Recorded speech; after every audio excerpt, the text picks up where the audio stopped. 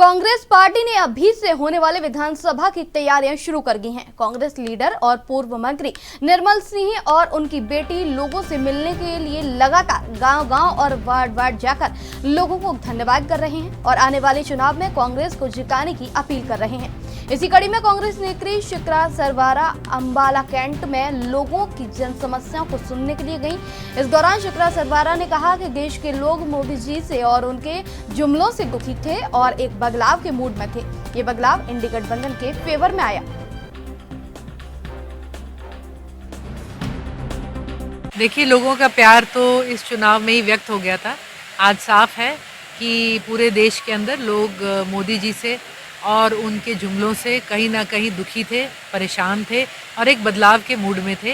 ये बदलाव इंडिया गठबंधन के फेवर में आया है और हरियाणा ने तो मैं समझती हूँ इतिहास रचा है। एक स्टेट ने 50% जो है अपनी लोकसभा की सीटें इंडिया गठबंधन के तहत जीती हों और अंबाला के अंदर मैं कहूँगी एक ऐसी जीत हुई जिसका किसी ने अंदाज़ा नहीं लगाया था, आइडिया नहीं था, लेकिन लोग बहुत अश्योर्ड थे। लोगों ने बड़े जोश से बड़ी डेफिनेटली जो है वरुण जी को वोट डाला और पहला डब्बा खुलने से लेकर आखिरी तक वो लीड में ही रहे।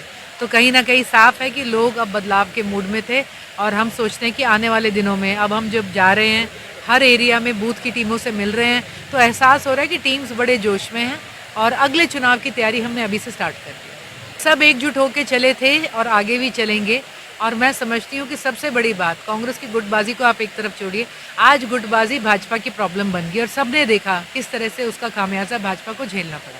सबसे बड़ी बात आज जनता कांग्रेस के साथ जुड़ रही है और हमें पूरा विश्वास है कि 90 दिनों के बाद हरियाणा के अंदर भी कांग्रेस की सरकार होगी। हैप्पी कार्ड तो अनाउंस कर दिए लेकिन हरियाणा रोडवेज की बसें घटा दी।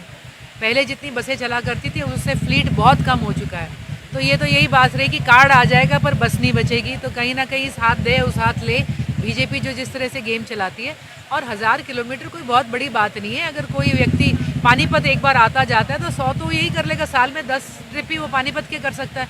तो इसमें कोई बहुत बड़ी बात नहीं। दिल्ली से चंडीगढ़ से एक बार आना जाना हो गया तो लगभग 100 किलोमीटर तो इसी में निकल जाएंगे किसी इंसान के। तो मैं नहीं समझती कि 1000 किलोमीटर कोई बहुत बड़ा प्रावधान है। और ऊपर से बसें ही नहीं छोड़ी। पिंक बसेस जो चलाई गई थी महिलाओं और बच्चियों के लिए, वो बसेस कहाँ हैं? आज उसके अंदर जेंट्स चल रहे हैं। तो ये बातें हैं, इनका ऑन ग्राउंड कोई एग्जीक्यूशन कुछ नहीं होगा। चुनाव आए हैं और उससे भी ज़्यादा आने वाले चुनाव को देख के सारी घोषणाएं कर रहे हैं। 50,000 70,000 नौकरियां निकाल दी। भैया आपने 10 साल से क्यों नहीं निकाली थी?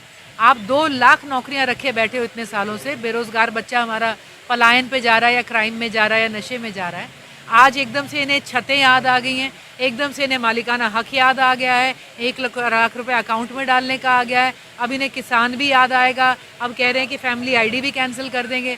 भाई ये चुनावी बातें हैं, ये 90 दिन की चांदनी है और जैसे भाजपा अगर खुदा ना खास्ता जीत गई फिर इन्होंने लोगों का यही बुरा हाल करना है। लोग समझ चुके हैं।